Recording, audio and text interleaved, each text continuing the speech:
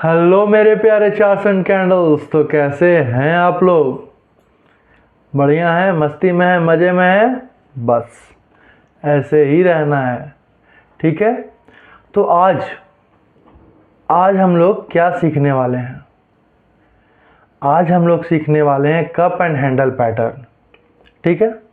तो वीडियो को शुरू करने से पहले हम लोग समझते हैं कि इस वीडियो में हम लोग को मिलने वाला क्या है, ठीक है। और उसको बताने से पहले आपको एक बात की जानकारी फिर से दे देते हैं कि अभी हम जो भी वीडियोस बना रहे हैं वो स्पेशली सिर्फ और सिर्फ बिगिनर्स के लिए है, ठीक है। जो अभी अभी स्टॉक मार्केट में जंप किए हैं, सीखना समझना शुरू किए हैं, स्पेशली उनके लिए है। तो इसीलिए इसमें हम ज़्यादा टेक्निकलिटी नहीं जोड़ते हैं, ज़्यादा कुछ एडवांस लेवल पे नहीं जाते हैं। बस सिंपली समझते हैं हम लोग कि हाँ, ये पैटर्न ऐसे बनता है, इस तरह से काम करता है, यहाँ ब्रेकआउट मिलता है, नॉर्मल स्टॉप लॉस कहाँ लगता है और हम लोग टारगेट सेट कैसे करते हैं। इतना ही समझते हैं हम लोग, ठीक है। और इतना ही काफ़ी हद तक काफ़ी है नए ट्रेडर्स के लिए। फिर जब वो समझने लगे हैं कि हाँ, इस तरह से स्टॉक मार्केट में ये पैटर्न काम करता है, जब इस चीज़ में वो मास्टरी कर जाएंगे, सीख जाएंगे, तब फिर हम लोग करेंगे एडवांस लेवल की बातें। उसमें क्या क्या टेक्निकलिटी है और हम लोग इसमें क्या जोड़ सकते हैं, किस तरह से ट्रेड करते हैं, सब कुछ हम लोग यहाँ पे सीखेंगे, जानेंगे। लेकिन अभी जो मेरा फोकस है वो सिर्फ किस पे है? सिर्फ और सिर्फ बिगिनर्स पे, ठीक है। तो चलिए फिर पहले हम लोग देख लेते हैं कि इस वीडियो में हम लोग को यहाँ पे क्या क्या मिलने वाला है, ठीक है।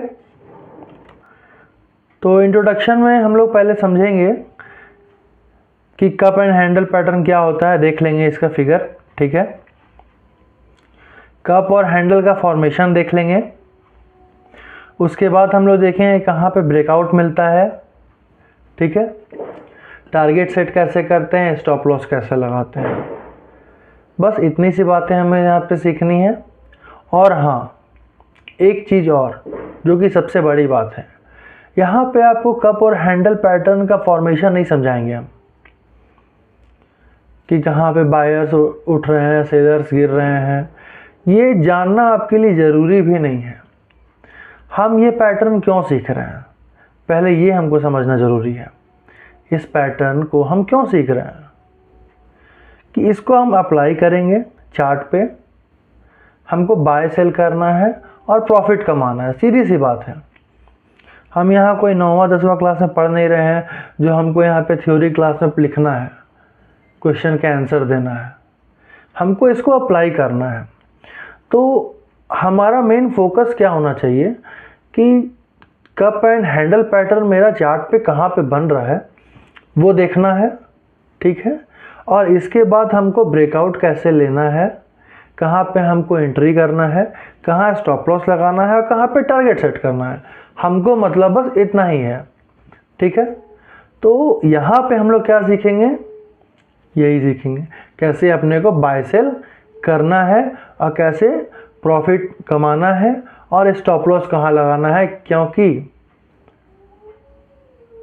सिर्फ प्रॉफिट ही नहीं होता है, यहाँ पे लॉसेस भी होते हैं।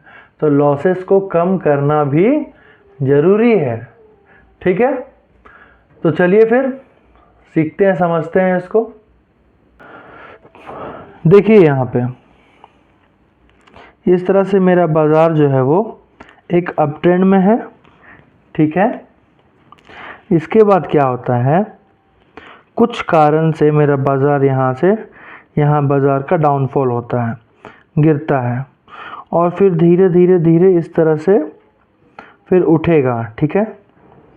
और ध्यान देने वाली बात ये है कि ये जो मेरा बाज़ार उठता है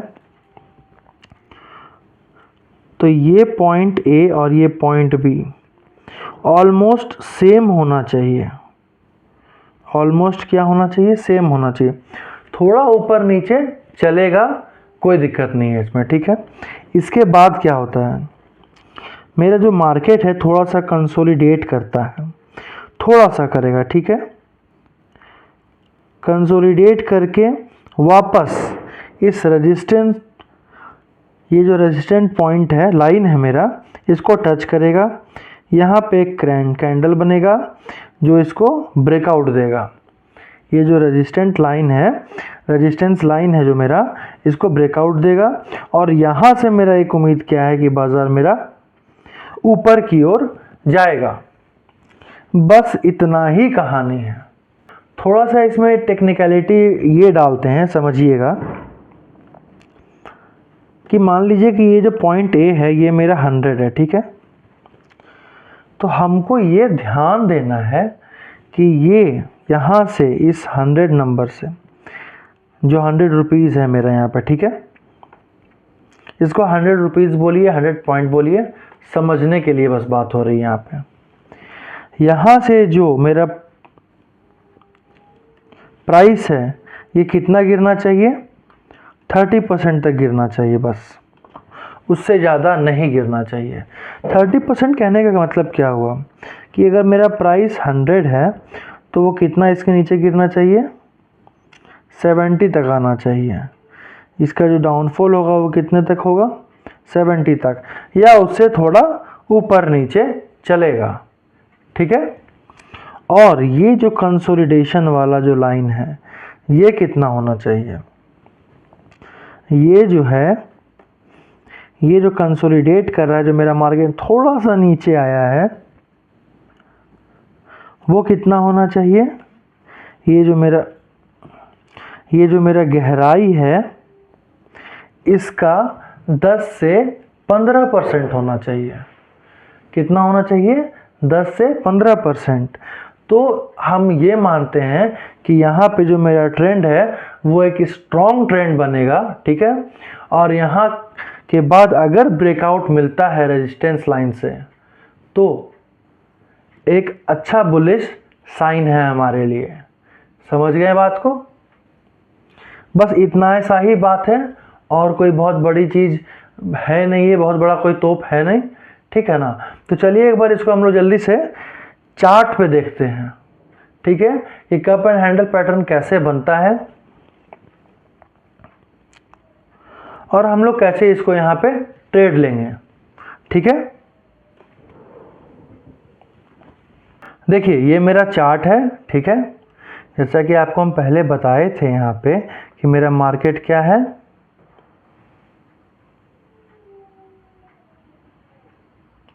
मेरा मार्केट क्या है, एक अप ट्रेंड में है, एक अच्छा अप ट्रेंड में है, ठीक है। फिर यहाँ से देखिए मेरा बाज़ार जो है इसका डाउनफॉल होना शुरू हुआ, ठीक है। फिर धीरे धीरे बाज़ार डाउनफॉल होते होते उठना शुरू हुआ, और फिर वापस यहाँ पे आ गया। अब ध्यान दीजिए इसका जो रेजिस्टेंस लाइन है ये ऑलमोस्ट क्या है? सेम है। जैसा कि अभी हम लोग सीखे थे कि ये जो रेजिस्टेंस लाइन है मेरा, ठीक है ना, इसको जो भी कैंडल मेरा ब्रेक करेगा, ठीक है, ब्रेक करने के बाद क्या एक उम्मीद है कि मेरा बाज़ार क्या होगा? ऊपर की ओर जाएगा, ठीक है। इस कैंडल को ध्यान से देखिएगा, अगर इस लाइन को, इस रेजिस्टेंस लाइन को कोई कैंडल अगर ब्रेक करता है तो इसके हाई के ऊपर हम लोग को लेना है एंट्री, ठीक है। अगर ये मेरा हाई है, थोड़ा सा ऊपर हम लोग क्या करेंगे? एंट्री ले लेंगे, ठीक है। अगर हाई मेरा 99 है तो एंट्री मेरा कितने में हो जाएगा? 100 में हो जाएगा, ठीक है। और इस कैंडल के पीछे वाला कैंडल जो प्रीवियस कैंडल है उसके लो के नीचे, अगर ये लो है तो उसका थोड़ा सा नीचे हम लोग क्या लगा देंगे? स्टॉप लॉस लगाएंगे, ठीक है। अगर मेरा लो 91 है तो एसएल मेरा कितना हो जाएगा? 90, ठीक है। तो इस दोनों के बीच का जो डिफरेंस है वो कितना है? 10 का है, ठीक है।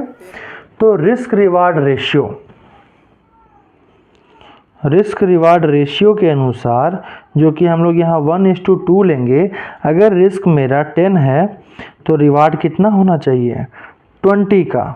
ठीक है, अगर रिस्क मेरा 10 है तो रिवार्ड कितना होना चाहिए, 20 रुपीज़ का।